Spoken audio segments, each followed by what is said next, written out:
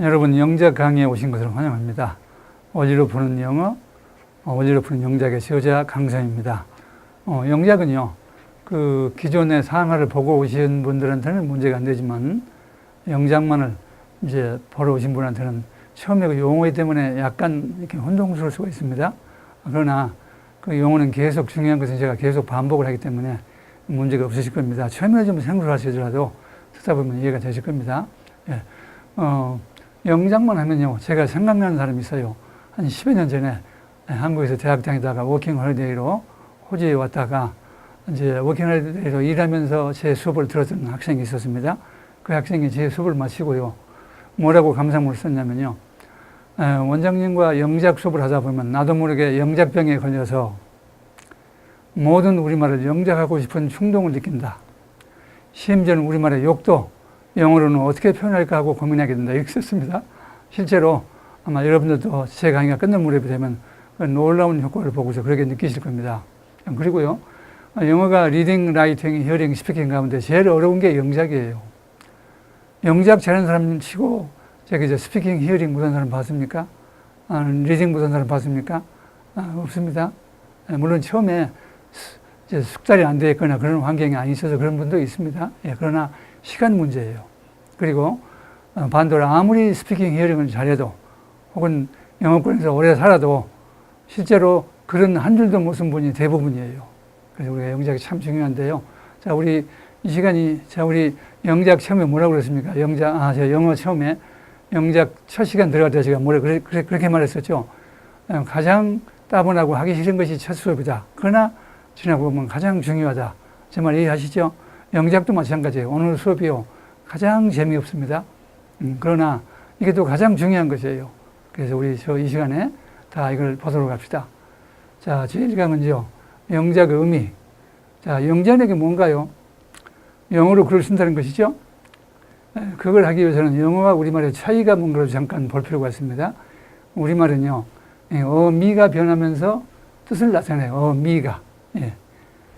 우리말은 어때요? 또 조사에 따라서 뜻이 달라져요. 예를 들면 먹다는 어때요? 먹는, 그럼 어때요? 먹는 뒤에 먹는 빵, 그럼 어때요? 눈이 붙어서 빵을 꾸미는 먹다가 형용사로 변경되지요. 예. 또 먹는다는 것, 그럼 어때요? 것이란 말이 붙어가지고 동사가 명사로 달라졌지요. 명사로. 또 먹기 위하여, 그럼 어때요? 위하여란 말이 붙어가지고 목적 표시에 부사적인 용법으로 쓰인 것이죠. 이와 같이 어미가 달라지고요, 또 토시가 달라지죠. 가령 빵, 그럼 어때요? 그러면 이것은 저기 목적격 조사지요. 빵에게도 목적격 조사지요. 혹은 전치사 to. 근데 빵으로, 그럼 어때요? 바이나 수단을 나타내는 수로, 위스, 그런 뜻이 되겠죠. 이와 같이 이 뒤에, 이 명사 뒤에 붙는 혹은 이런 소시들이 조사가 달라져서 의미가 다양해지죠. 그런데 영어는 어때요? 그렇지가 않습니다. 보시면, 자, 영어에서는 품사가 변해서 그 변한 형태만으로는 알 수가 없고, 놓여있는 위치, 이 위치에 따라서 뜻이 달라집니다. 예를 들어 볼까요? to eat an apple, 그러면 이 부정사죠.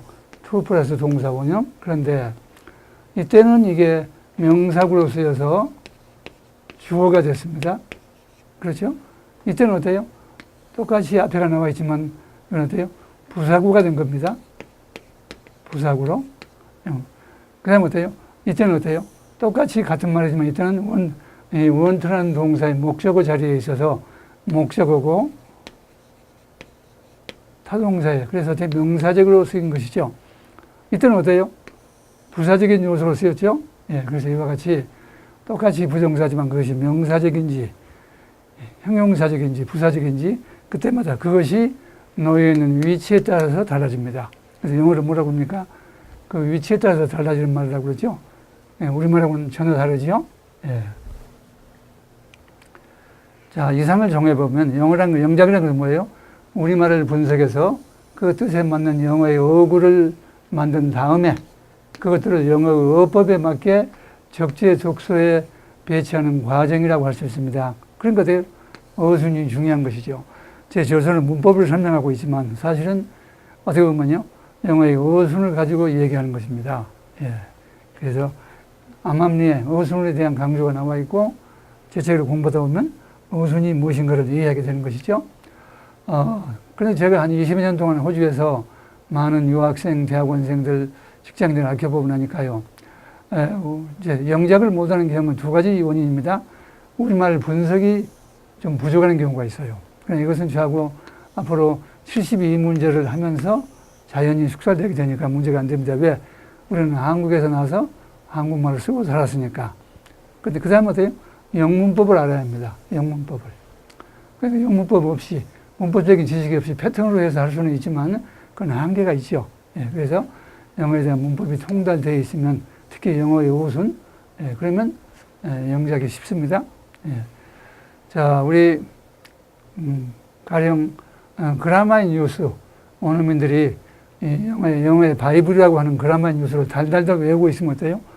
거기 있는 말을 할 수 있겠지만 전혀 새로운 말을 영작하는 것은 어렵습니다. 그것은요, 영어의 어순을 알아야 합니다. 왜 그럴까요? 그라마의 뉴스는 원어민이 있었는데 원어민은 영어의 어순을 설명할 뿐이지 한국말하고 차이를 설명할 수는 없지요. 그래서 이 어순에 가서는 어떤 개념입니까? 두 개 이상의 언어를 비교할 때 어순이라는 개념이 생기는 것이죠. 예. 예. 그래서 우리가 원어민이라고 얘기할 때요, 나는 다음에는 영어에서는 동사가 나오지만 우리말은 목적어가 먼저 나온다. 사과를 먹는다. 이렇게 말하면 되죠. 원어민들은 깜짝 놀라요. 아, 어순이라는 게 있구나. 느낍니다. 예. 우리는 어때요? 이 어순을 알아야 하는데, 이 어순은 어때요? 저처럼 한국에서 태어나고 한국말을 잘하고 또 영어도 좀 하고 그래야 설명할 수 있는 게 이 어순 아니겠습니까? 그래서 어순에 대한 이해가 있으면 영작이 쉽습니다. 자, 저는 영어에 글을 짓는 것을 집짓기하고 비교를 합니다. 자, 어때요? 자, 그러니까 영작이라는 것은 바로 집짓기다. 왜 그럴까요? 자, 우리 집을 지으려면 어때요? 건자재를 모아야겠죠. 문법, 단어, 수거. 그렇죠? 그럼 어때요? 그게 건자재를 뭡니까? 벽돌, 세멘트, 자갈, 철근 이런 거 모아야겠죠? 그 다음에 이제 뼈대 골조를 세워야 하는데 이게 뭔가요? 영어 문장의 골조는 뭔가요? 주어, 동사, 보어, 목적어 이런 것들이 4개밖에 없죠? 결국 영어의 골조는 4개의 뼈대로 되어 있다. 기둥으로 되어 있다. 그래서 이걸 일반화하는 것이 뭐예요? 바로 문장 오형식이죠. 그래서 저는 문장 오형식을 굉장히 중요하게 생각하죠. 예. 그 다음에 이제 꾸미기. 그게 인테리어죠. 페인트 칠하고, 그림 칠하고, 이런 것을 이제 꾸미는 거. 그렇게 해서 제가 3가지 단계로 우리 모든 영작책이 다 그런 구조로 되어 있습니다. 예. 자, 그래서 일반적으로 영작을 할 때 순서를 보면요. 우리말을 분석합니다. 저희 72문제 모두가 다 이런 식으로 되어 있습니다. 그래서 아주 이 부분이 중요합니다. 저하고 늘 연습하니까. 그 가운데서 이제 우리가 먼저 이걸 하나씩 들어가 보죠. 자, 먼저 우리말의 주어의 토시에는 어떤 것들이 있나요? 이런 것들이죠. 예. 이런 것도 전부가 주어에 붙는 토시지요. 예, 그렇습니다. 그래서 우리가 늘 보는 거니까 지나시지만 저하고 연습하다 보면 자연히 아시게 됩니다. 예. 자, 목적에는 어떤 토시가 붙나요? 을들이 붙이면 고도 있지요. 예, 특히 고는 어때요? 말이 길어질 때 고라고 그러죠. 에게, 깨, 이건 어때요? 사형식의 간접 목적어에 해당하는 것이죠. 예. 예를 들면, 우리말의 목적어가 길 때 가령 어때요? 나는 그 소식을 들었다. 소식을 들었다 그랬죠. 그런데 이 소식이요. 간단한 게 아니라 가령 길다고 하는 경우에요. 가령 톰과 제니가 결혼한다고 들었다. 그러니까 이게 목적어가 톰과 제니가 결혼한다는 것을 하는 것보다는 결혼한다고 들었다. 이것도 쉽지요. 우리말에 고는 목적어가 길 때 쓰는 목적어에 붙는 조사다. 자, 형용사는 어때요? 요겁니다. 굳은 단어든 저리든 간에 이런 말이 들어가죠. 우리말에. 예. 그것들이 우리말을 분석할 때 이걸 보고 이제 우리말을 알아봐야 하는 겁니다. 자, 부사는 어떤 의미로 끝나나요? 하게, 히, 무무스로 이런 것들이요. 영어는 물론 ly가 붙기도 하고 뭐 여러 가지 다양하지만 우리말이 어떤 왜 언니죠? 지금 우리는 우리말의 분석을 보는 거니까. 자, 동사를 명사로 만드는 어떤 도시가 붙나요? 어떤 의미가 끝나나요? 바로 뭐뭐 한다는 것, 기, 미음도 그렇죠. 먹다가 아까 방금 봤듯이 먹는 것, 먹는다는 것, 먹기, 먹음도 되죠. 이런 것들이 말하자면 동사를 명사로 만들 때 쓰는 것들이고요. 동사를 형용사 할 때는 어떤가요? 아까와 똑같습니다. 니은, 리을, 의 이런 것들이 바로 동사를 형용사 할 때 붙이는 말들이죠. 자, 우리말에 무엇이 있다 이 말은 어때요? 두 가지였죠. 비동사의 일형식일 때. 그 다음에 해부동사 있죠. 나는 책이 있다 할 때 책을 가지고 있다 그 말이죠. 그래서 일단은 두 가지인데 둘 중에 어느 것이냐 하는 것은 전후관계를 보고 판단할 수밖에 없죠. 자, 그런데 위의 가나 중에서 어느 것인가는 전후관계를 봐서 판단한다. 우리말은 어때요? 수동이 굉장히 다양합니다. 도둑 맞다, 손해를 보다, 피해를 입다. 어때요? 전부가 우리말에 자, 소매치기 당하다. 전부 어때요? 우리말에 수동의 의미들이죠. 영어는 어때요? 영어는 딱 정해져 있죠. be 플러스 과거분사죠.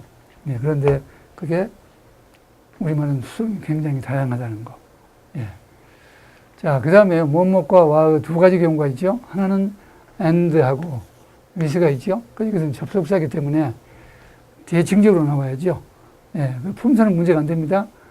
go and come, apple and pear 이런 식으로 항상 양쪽의 품사가 동사면 동사, 형용사면 형용사, 구면 구, 절이면 절 이렇게 연결되죠. 그러나 with는 어때요? 전치사 때는 뒤에 반드시 뭐가 와야 합니까? 명사가 와야지요. 명사가. 자, 그 다음에 보시면 무엇을 위하여는 두 가지죠. for, in order to, so as to 있죠. 그런데 이건 어때요? so as to도 마찬가지고 이 to는 부정사이기 때문에 뒤에 뭐가 와야 합니까? 동사 원형이 오는 거죠. 그러나 이것은 어때요? 전치사 때문에 뒤에 명사가 와야겠죠. 그런 차이가 있죠. 실제로 영작을 하면서 같이 판단해 보도록 하죠. 자, 그런데 이게, 자, 중요합니다. 은은요, 이것은요, 세 가지 경우가 있습니다. 주어에 붙는 도시가 있죠. 그렇죠. 나는, 그렇죠. 이 눈이죠. 언는이가. 동사를 형용사가 돼서 어때요? 먹는 음식. 어때요? 눈이 어때요? 음식을 꾸미는 말이죠. 동사가 형용사 된 것이죠. 그 다음에 먹는다는 것, 그럼 어때요? 것이라는 것은 명사를 만들기 위해서, 즉 명사와 명사와 죄송합니다.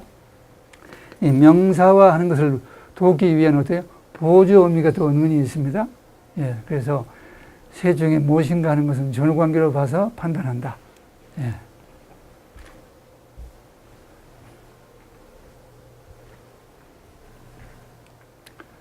자, 구별 방법 연습 문제 그 교재에 나와 있죠? 그거 보시고 연습해 보세요. 우리가 한국에서 뭐 10년, 20년 살다 보니까 그건 문제가 안 됩니다.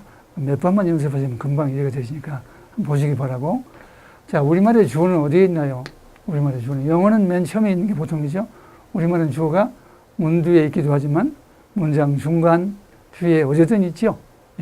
우리말의 주어는 없는 수도 있죠. 그렇습니다. 자, 보호나 목적어는 어디가 있어요? 보호나 목적어는 동사 바로 앞에 있습니다. 동사 앞에. 자, 동사는 어디에 있나요? 참 이게 우리가 영작하기 쉬운 겁니다. 우리말의 모든 동사는 문장 맨 끝에 있습니다. 맨 끝에. 그래야 안 그래요? 나는 오늘 밥을 먹었다. 다가 맨 뒤에 있죠. 나는 오늘 전철을 탔다. 당신은 어제 거기에 갔었습니까? 까 어때요? 문장 맨 끝에 동사가 있죠. 그런데 중요한 건 이겁니다. 그 동사는 문장 맨 끝에 있는데 보호나 목적은 어때요? 바로 그 동사들 앞에 있다는 겁니다. 그러니까 우리말에 보호나 목적으로 찾기는 쉽지 않은 경우가 있습니다. 그러나 동사는 항상 문 뒤에 있기 때문에 보호나 목적으로 찾기 위해서는 동사를 찾아서 바로 그 앞에를 보면 되죠. 예. 자, 실제로 영작을 해보면서 봐야 합니다.